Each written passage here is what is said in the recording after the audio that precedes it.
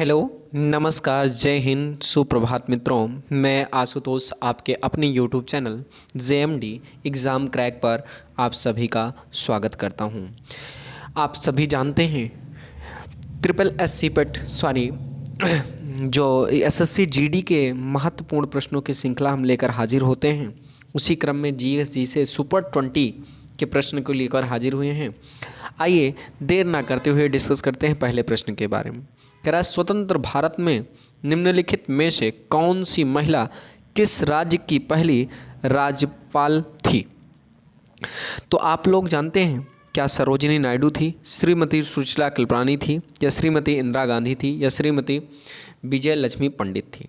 तो इसका जवाब सही है श्रीमती सरोजिनी नायडू। बात करते हैं भारत कोकिला के नाम से प्रसिद्ध हैं। इन्हें भारत कोकिला के नाम से प्रसिद्ध श्रीमती सरोजिनी नायडू आज़ादी के बाद पहली राज्यपाल थी। इन्होंने उत्तर प्रदेश का राज्यपाल, ये उत्तर प्रदेश की राज्य थी। इसके अतिरिक्त वह भारतीय राष्ट्रीय कांग्रेस की प्रथम महिला अध्यक्ष भी थी और इन्होंने कानपुर अधिवेशन 1925 में इन्होंने ये बात अधिवेशन किया भी था। उम्मीद करते हैं। आइए अगले प्रश्न की बात करते हैं, क्वेश्चन नंबर 22 के बारे में। भारत के नियंत्रक और महालेखा परीक्षक की रिपोर्ट की समीक्षा करने वाला संसदीय समिति है आकलन समिति, प्रवर समिति, लोक लेखा समिति, इनमें से कोई नहीं। आप सभी लोग जानते हो, भारत के नियंत्रण और महालेखा परीक्षक की रिपोर्ट की समीक्षा संसद की लोक लेखा समिति करती है। कौन करती है? लोक लेखा समिति कहती है। और CAG की नियुक्ति की बात अनुच्छेद 148 में है। किसमें? 148 में इसका उल्लेख मिलता है। उम्मीद करता, और ये राष्ट्रपति के द्वारा किए जाते हैं। आइए अगले प्रश्न की बात करते हैं, क्वेश्चन नंबर 23 के बारे में, और समझने का प्रयास करते हैं। कह रहा है, संयुक्त राष्ट्र संघ दिवस निम्नलिखित में से किस तिथि को मनाया जाता है? क्या 24 अक्टूबर को, या 24 सितंबर को, या 24 जनवरी को, या 24 दिसंबर को? तो आप सभी लोग जानते हैं कि संयुक्त राष्ट्र संघ 24 अक्टूबर को मनाया जाता है। कब मनाया जाता है? संयुक्त राष्ट्र संघ 24 अक्टूबर को मनाया जाता है। इस संघ की स्थापना 24 अक्टूबर 1945 को हुई थी। इस संघ की स्थापना 24 अक्टूबर 1945 को हुई थी। कब हुई थी? 1945 को। इसलिए 24 अक्टूबर को ही संयुक्त राष्ट्र दिवस के रूप में मनाया जाता है। इसका जो मुख्यालय है, यानी हेडक्वार्टर है, वो न्यूयॉर्क में है। कहाँ है? न्यूयॉर्क USA में है। न्यूयॉर्क USA में इसका मुख्यालय है। न्यूयॉर्क USA में इसका मुख्यालय है। आइए अगली बात करते हैं और अगले प्रश्नों की बात को समझने का प्रयास करते हैं। कह रहा है कि भारत में, ध्यान दीजिएगा, कह रहा है कि प्रश्न नंबर 24 कह रहा है, भारत में गेहूं का सर्वाधिक उत्पादन निम्नलिखित में से किस राज्य द्वारा किया जाता है? क्या पंजाब के द्वारा, महाराष्ट्र के द्वारा, उत्तर प्रदेश के द्वारा, या बिहार के द्वारा? तो अगर बात करेंगे सर्वाधिक उत्पादन की बात करता हूँ, तो ये उत्तर प्रदेश में सर्वाधिक उत्पादन होता है। कहाँ पर होता? उत्तर प्रदेश में सर्वाधिक उत्पादन होता है। और दूसरा स्थान, पहला स्थान इसका है यूपी का है, और दूसरा लगभग ये 28% या 29% के करीब हमारा उत्पादित करता है। दूसरा स्थान किसका है? पंजाब का है। किसका है? पंजाब का। तीसरा स्थान किसका है? तो तीसरा स्थान आप सब लोग जानते हैं MP का है। किसका है? MP का है। 3 स्थान तक आप जानते रहिए, क्योंकि पूछ सकता है। पहला स्थान उत्तर प्रदेश, दूसरा पंजाब, तीसरा MP का है। 29% कहाँ पर होता है? उत्तर प्रदेश में होता है, संपूर्ण भारत का। अगले प्रश्न की बात करते हैं, क्वेश्चन नंबर 25 के बारे में, और समझने का प्रयास करते हैं। कह रहा है, गाय के दूध का रंग किसकी मौजूदगी के कारण थोड़ा पीला हो जाता है? क्या जैथोफिल के कारण, या राइबोफ्लेविन के कारण, या राइबोलोस के कारण, या कैरोटीन के कारण होता है। तो आप सभी लोग जानते हो गाय के दूध में हल्का पीलापन किसके कारण होता है? हल्का पीलापन किसके कारण होता है? तो वो हल्का पीलापन कैरोटीन के कारण होता है। किसके कारण होता है? कैरोटीन के कारण होता है। कैरोटीन के कारण होता। आइए अगले प्रश्न की बात करते हैं, क्वेश्चन नंबर 26 के बारे में। कह रहा है बाबरनामा किसने लिखी थी? तो बाबरनामा लिखने की बात आएगी तो क्या अकबर ने लिखी थी, या बीरबल ने लिखी थी, या अबुल फजल ने लिखी थी, या भगवान दास ने लिखी थी? तो अगर बात करते हैं अकबरनामा पुस्तक जो लिखी थी वो मुग़ल बादशाह अकबर के दरबारी अबुल फजल ने लिखी थी। किसने लिखी थी? अब्दुल फजल। और ये किसका दरबारी था? तो ये अकबर का दरबारी था। इसको लिखने वाले कौन थे? अब्दुल फजल। यह अकबर के शासनकाल में लिखी गई एक प्रमाणिक इतिहास थी। यह पुस्तक मूलतः फारसी भाषा में, किस भाषा में लिखी गई? फारसी भाषा में लिखी गई है। फारसी भाषा में लिखी गई है।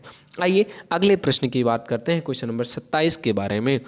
कह रहा है पूर्ण स्वराज की शपथ कांग्रेस के किस अधिवेशन में ली गई थी? तो पूर्ण स्वराज की शपथ क्या कोलकाता में ली गई थी, या लाहौर में लिया गया था, या इलाहाबाद में ली गई थी, या मद्रास में ली गई थी? तो पूर्ण स्वराज की जो शपथ ली गई थी कांग्रेस के लाहौर अधिवेशन में, कांग्रेस के लाहौर अधिवेशन में पूर्ण स्वराज की मांग की गई। और 1929 ईस्वी में, कब की गई? 1929 ईस्वी में ये किया गया। और जो ये 45वां कांग्रेस की अध्यक्षता थी, इसकी अध्यक्षता पंडित जवाहरलाल नेहरू ने की है। किसने की थी? पीटी नेहरू ने की थी। पीटी नेहरू ने की थी, यानी पंडित जवाहरलाल नेहरू ने इसकी अध्यक्षता की थी। आइए अगले प्रश्न की बात करते हैं, क्वेश्चन नंबर 28 के बारे में। कह रहा रेड क्लिफ रेखा किन देशों की सीमाओं की सीमांकन करती है? क्या बांग्लादेश और भारत, क्या भारत और पाकिस्तान, या ईरान या इराक, या पाकिस्तान और अफगानिस्तान? तो बात करते हैं रेड क्लिफ रेखा जो है वो भारत और पाकिस्तान के बीच की समय रेखा से वो सीमांकन करती है। और साथ ही साथ बात करते हैं कि जो इसका निर्धारण 14 अगस्त 1947 को हुआ था। कब हुआ था? 14 अगस्त 1947 को इसका निर्धारण हुआ था, और सर रेडक्लिफ ने इसका निर्धारण किया था। अगला प्रश्न है भारतीय संविधान का कौन सा भाग कल्याणकारी राज्य के आदर्श घोषक करता है? क्या मौलिक अधिकार, या मौलिक कर्तव्य, या उद्देशिका, या राज्य के नीति निर्देशक तत्व? तो कल्याणकारी राज्य की बात करेगा तो आप सभी लोग जानते हो ये भाग नंबर 4 में वर्णित है, और ये इसका नाम है मूल क्या है? राज्य के नीति निर्देशक तत्व को भाग नंबर 4 में वर्णित है। क्या है? भाग नंबर 4 में है, और ये 36 से 51 तक की बात इसमें अनुच्छेद में की गई है। इसी को कल्याणकारी राज्य की समझा दी गई है, राज्य के निर्देशक तत्व की। आइए अगले प्रश्न की बात करते हैं, क्वेश्चन नंबर 30 के बारे में, और समझने का प्रयास करते हैं। कह रहा नरोरा परमाणु शक्ति केंद्र किस राज्य में अवस्थित है? क्या मध्य प्रदेश, क्या महाराष्ट्र में, क्या तमिलनाडु में, क्या उत्तर प्रदेश में, क्या राजस्थान में? तो आप सभी लोग जानते हो नरोरा कहाँ पर अवस्थित है? तो नरोरा परमाणु केंद्र उत्तर प्रदेश में अवस्थित है। कहाँ पर अवस्थित है? उत्तर प्रदेश में अवस्थित है। इस नाभिक के संदर्भ में 2 इकाइयाँ स्थापित की गई है जिसकी क्षमता 220 मेगावाट है, तथा प्रथम इकाई 1991 में तथा दूसरी 1992 में आरंभ की गई है। आइए अगले प्रश्न की बात करते हैं, क्वेश्चन नंबर 31 के बारे में। कह रहा है कौन सा खनिज एल्युमिनियम का अयस्क है? कौन सा खनिज एल्युमिनियम का अयस्क है? क्या हेमेटाइट है, क्या बॉक्साइट है, क्या मैग्नेटाइट है, या सेरेटाइट है? तो आप सभी लोग जानते हो बॉक्साइट जो है वो एल्युमिनियम का अयस्क है। क्या है? एल्युमिनियम का अयस्क है। आइए क्वेश्चन नंबर 32 के बारे में चलते हैं और समझने का प्रयास करते हैं 32 क्वेश्चन नंबर के बारे में। कह रहा है निम्नलिखित में से किसको भारतीय संविधान का मैग्ना कार्टा कहा जाता है? क्या बुट का डिस्पैच को, या सैंडल आयोग को, या हंटर आयोग को, वर्धा आयोग को?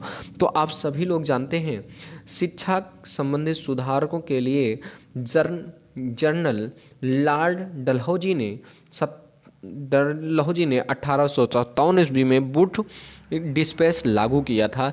इसे भारतीय सिद्धांत का मैग्ना कार्टा भी कहा जाता है। किसने लागू किया था? लॉर्ड डलहौजी ने। और कब लागू किया था? 1800 लॉर्ड डलहौजी ने किया था। किसने किया था? लॉर्ड डलहौजी ने इसको लागू किया था। डलहौजी ने किया था। और कब किया था? ये 1857 में इसको किया था बूट डिस्पेच को। यही आधुनिक शिक्षा का मैग्ना कार्टा के नाम से जाना जाता है। आइए अगले प्रश्न की बात करते हैं। क्वेश्चन नंबर, भारत की वन सेवा की स्थापना कब की गई? तो भारतीय वन सेवा की स्थापना क्या 1965 में की गई, 1966 में की गई, या 1967 में की गई, या 1971 में की गई? कब की गई?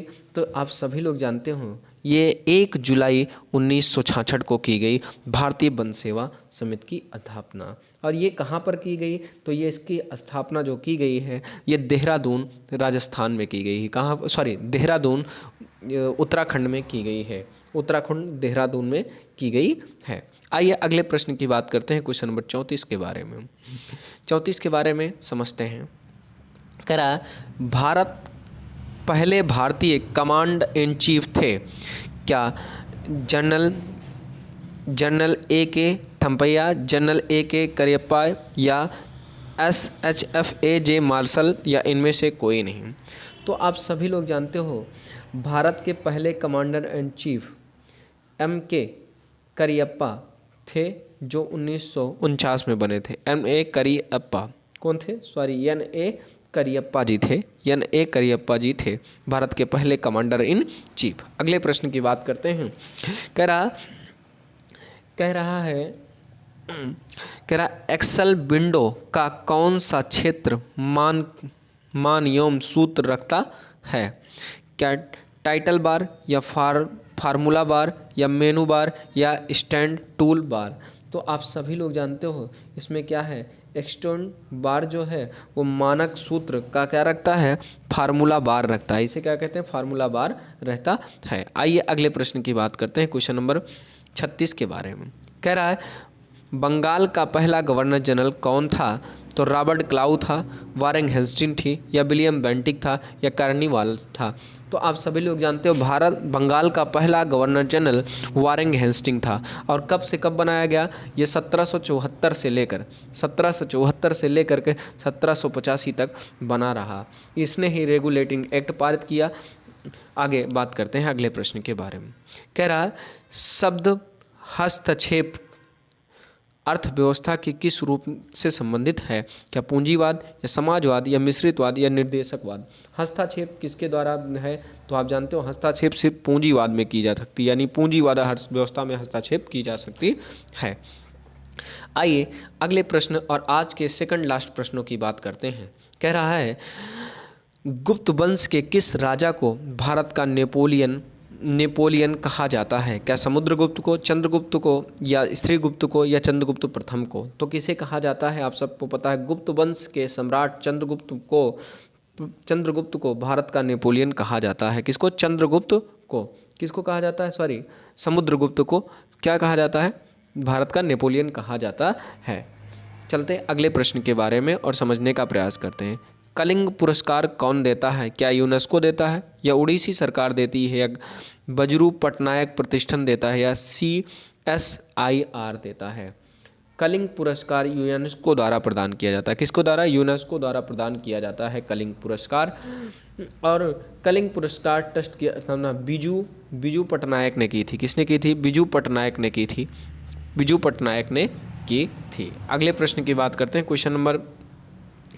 क्वेश्चन नंबर लास्ट आज का है। कह रहा किसे फादर ऑफ इंडियन अर्नेस्ट कहा जाता है? क्या JL नेहरू को, या महात्मा गांधी को, A.O. ह्यूम को, या लोकमान्य तिलक को? तो आप सभी लोग जानते हो बाल गंगाधर तिलक को बेल्टन रिसोल्ट्स ऑफ द ईयर कहा जाता है। यानी इसका सीधा सटीक आंसर कहा जाएगा। क्या कहा जाता है? किसको कहा जाता है? लोकमान्य तिलक को। और इन्होंने स्वराज्य मेरा जन्मसिद्ध अधिकार है नारा दिया था, मैं इसे लेकर रहूँगा, ऐसे प्रसिद्ध नारे इन्होंने दिया था। चलिए, अगर आपको प्रश्नों की श्रृंखला आपको अच्छी लगी हो तो चैनल को सब्सक्राइब और लाइक करिएगा। अगर आपको वीडियो अच्छा लग रहा हो तो अपने मित्रों को अवश्य शेयर कीजिएगा। मिलते हैं नेक्स्ट वीडियो में, तब तक के लिए जय हिंद, वंदे मातरम। दोस्तों अपना बहुत बहुत ख्याल रखिएगा।